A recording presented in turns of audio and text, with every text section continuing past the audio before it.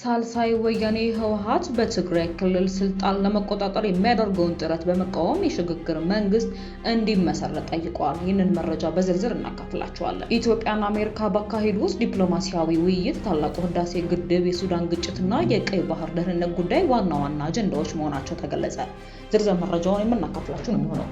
የኢትዮጵያ ውጭ ጉዳይ ሚኒስቴር ከዩናይትድ ስቴትስ ጋር የመከላከያ ትብብርን ጨምሮ የተለያዩ ስምምነቶች መፈረማቸውን ገለጸ። የቮይስ ኦፍ ኢትዮጵያ ቤተሰቦች ሰብስክራይብ ማድረጋችሁን እያስታወስናችሁ በዝርዝር ወደምንመለከታቸው ጉዳዮች እናልፋለን።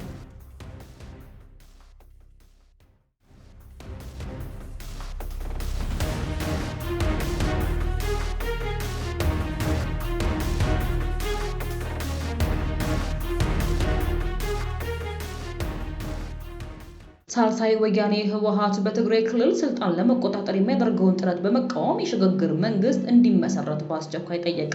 ሳልሳይ ወያኔ ትግራይ ህዝባዊ ወያኔ ሓርነት ትግራይ ህወሓት የትግራይ ክልል ምክር ቤትን ዳግም ለማቋቋምና የክልሉን መንግስት ስልጣን መልሶ ለመያዝ እያደረገ ያለውን ጥረት በመቃወም ክልሉን እየተባባሰ ከመጣው ፖለቲካዊ ቀውስ ሊያወጣ የሚችል አካታች የሽግግር መንግስት እንዲመሰረት ጠይቋል። ፓርቲው ግንቦት 3 ባወጣው መግለጫ የታገደውን መንግስት ወደ ነበረ በመመለስ በሚል መሪ ቃል በህወሓት የተካሄዱ ስብሰባዎችንና መድረኮችን ከአውንታ ከህጋዊነትና ከስነ ምግባር ጋር የተለያዩ የቲያትር ትርኢቶችን ሲል ገልጿቸዋል። ህወሓት የትግራይን ህዝብ የታሪክ ቅሬታዎችና ሙከራዎች በዲሞክራሲያዊ መንገድ ሳይሆን በኃይል ስልጣን ላይ ለመቆየት እንደ ፖለቲካዊ መሳሪያ እየተጠቀመባቸው ነው ሲልም ከሷል። መግለጫው ይህ ድርጅት ወይንም ህወሓት ላለፉት 3 አስርት ዓመታት የትግራይን ፖለቲካ በብቸኝነት ተቆጣጥሮ ቆይቷል ሲል ጠቅሶ አሁን ላይ በቡድኖቹ መካከል በኃይል ስልጣን ለመያዝ ወደሚደረግ ፉክክር መሳሪያነት አድጓል ብሏል። ይህም ጠመንጃን የፖለቲካ ጨዋታ ዋነኛ ህግ እንዲሆን አድርጎታል ሲል አክሏል። ፓርቲው የህዝብ ስምምነት ሳይኖር የቀድሞውን የክልል አስተዳደር ወደ ነበረበት ለመመለስ በሚደረገው ጥረት ትግራይ ወደ ከፋ መከራና ለመረጋጋት ውስጥ ሊከት እንደሚችል ያስጠነቀቀ ሲሆን መላውን ህዝብ አደጋ ላይ የሚጥል አደገኛ የፖለቲካ ቁማር በአስቸኳይ እንዲቆም ጥሪ አቅርበዋል።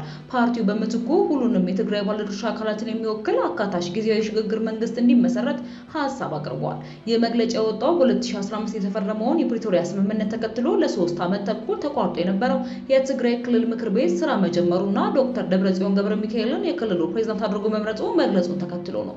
ምክር ቤቱ ወደ ስራ የተመለሰው የፌዴራል መንግስቱ የፕሪቶሪያውን ስምምነት ሙሉ በሙሉ በመጣሱ መሆኑንም አክሏል።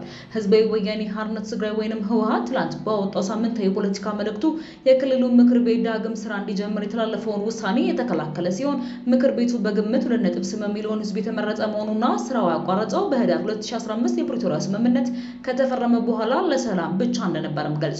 ድርጅቱ የብልጽግና መንግስት ካላቸው አባላት ጋር የተሰለፉ የውስጥና የውጭ ኃይሎች የትግራይን ተቋማት ለማፍረስ እንዲሁም የሉዓላዊነት የፍትህና የተፈናቃዮችን የመመለስ ጥያቄዎችን ለማዳከም እየሰሩ ነው ሲል ከሷል። በተጨማሪም ምክር ቤቱ በቅርቡ ያደረገውን ስብሰባ ለማስተጓጎል ጥረቶች ተደርገዋል ያለው ህወሓት ስብሰባው በሚካሄድበት አካባቢ ፍንዳታዎች መከሰታቸውንና በወቅቱ በመቀሌ ሰማይ ላይ ድሮኖችና ወታደራዊ አውሮፕላኖች ሲበሩ እንደነበርም ገልጿል። በትግራይ ክልል ይህ አዲስ የፖለቲካዊ ፍጥጫ የተከሰተው በፕሬዝዳንት ታደሰ ወረደ የሚመራው የትግራይ ጊዜያዊ አስተዳደር ቅቡልነትና አቅጣጫ ላይ ሰፊ ክርክር እየተደረገ ባለበት ወቅት ነው። ሌተናል ጀነራል ታደሰ ወረደ በቅርቡ በሰጡት ቃለ ምልልስ ከኃላፊነታቸው እንደማይለቁ አስታውቀዋል። በዶክተር ደብረጽዮን የሚመራው አስተዳደር ተቋርጦ የነበረውን የትግራይ ክልል ምክር ቤት ዳግም ማቋቋሙን ተከትሎ የመጀመሪያውን የካቢኔ ስብሰባ ማካሄዱን ማስታወቁን ተከትሎ ውጥረቱ ይበልጥ ተባብሷል። ፕሬዝዳንቱ አክለውም የፕሪቶሪያ ስምምነት አለመግባባቶችን ለመፍታትና በክልሉ ሰላምን ለማስፈን ብቸኛው አማራጭ መሆኑንም አጽንኦት ሰጥተውታል። የኢትዮጵያ የውጭ ጉዳይ ሚኒስቴር ከዩናይትድ ስቴትስ ጋር የመከላከያ ትብብርን ጨምሮ የተለያዩ ስምምነቶች መፈረማቸውን አስታወቀ። ኢትዮጵያና አሜሪካ ግንኙነታቸውን ለማጠናከር ቋሚ የሁለትዮሽ የምክክር ማዕቀፍ ስምምነት በዋሽንግተን ዲሲ ተፈራርመዋል። ስምምነቱ ከኢትዮጵያ ወገን የውጭ ጉዳይ ሚኒስተር ጊዲዮን ጢሞቴዎስ፣ ከአሜሪካ ወገን በአሜሪካ የውጭ ጉዳይ ሚኒስቴር የፖለቲካ ጉዳዮች ምክር ቤት ሚኒስተር አሊሰን ሁከር ፈርመዋል። የተፈረመው የሁለትዮሽ መዋቅራዊ ምክክር በየዓመቱ አንዴ አዲስ አበባ ሌላ ጊዜ ዋሽንግተን የሚካሄድ ሲሆን የሁለቱ ሀገራት ከፍተኛ ባለስልጣናት ስብሰባውን በጋራ የሚመሩት ይሆናል። ኢትዮጵያና አሜሪካ የሁለትዮሽ መዋቅራዊ ምክክር 3 ምሰሶዎችን ያካተተ ሲሆን ተስማምተዋል። አንደኛው የኢኮኖሚ ብልጽግና ንግድና ኢንቨስትመንት ሲሆን በዚህ ክፍል የሁለትዮሽ ኢኮኖሚያዊ የንግድ ትስስርን የበለጠ ለማጠናከር እንዲሁም ኢንቨስትመንትና ንግድን ለማስፋት ይሰራል። ሁለተኛው የመከላከያና ጸጥታ ትብብርን ይመለከታል። ይህ ክፍል የጸጥታ ጉዳይ ትብብርን ማጠናከርና በጋራ የደህንነት ጉዳዮች ዙሪያ ተሳትፎ ማጠናከርን ያካትታል። የመጨረሻውና ሶስተኛው ምሰሶ ቀጠናዊ ሰላምና መረጋጋትን የተመለከተ ሲሆን ይህ ክፍል የጋራ ጥቅምን እንዲሁም ቀጠናዊ ሰላምና ደህንነትን የሚያስጠብቁ አካሄዶችን መፈተሽና በትብብር መስራትን ያረጋግጣል። ይገልጻል። የቋሚ የሁለትዮሽ ምክር ቤት ማዕቀፍ ስምምነት የሁለቱን ሀገራት ግንኙነት ዘላቂ በሆነ መንገድ የሚያስቀጥልና የሚያጠናክር እንደሆነ የተነገረለት ይገኛል። የቮይስ ኦፍ ኢትዮጵያ ቤተሰቦች ሰብስክራይብ ማድረጋችሁን እያስታወስናችሁ ወደ መጨረሻ ዘገባችን እናልፋለን። ኢትዮጵያና አሜሪካ ባካሄዱት ዲፕሎማሲያዊ ውይይት የታላቁ የህዳሴ ግድብ፣ የሱዳን ግጭትና የቀይ ባህር ደህንነት ጉዳይ ዋና አጀንዳዎች መሆናቸው ተገልጸዋል። በአረብና አፍሪካ ጉዳዮች ላይ የአሜሪካ ከፍተኛ አማካሪ የሆኑት ማሳድ ቦሎስ ኢትዮጵያና አሜሪካ ባካሄዱት የሁለትዮሽ መዋቅራዊ ውይይት በታላቁ የኢትዮጵያ ህዳሴ ግድብ፣ በሱዳን ጦርነት፣ በቀይ ባህር ደህንነትና በኢትዮጵያ ውስጥ የአሜሪካን ኢንቨስትመንት ማስፋፋት በሚቻልባቸው ጉዳዮች ላይ ውጤታማና ዘርፈ ብዙ ምክክር አካሂደዋል ሲሉ ገልጸዋል።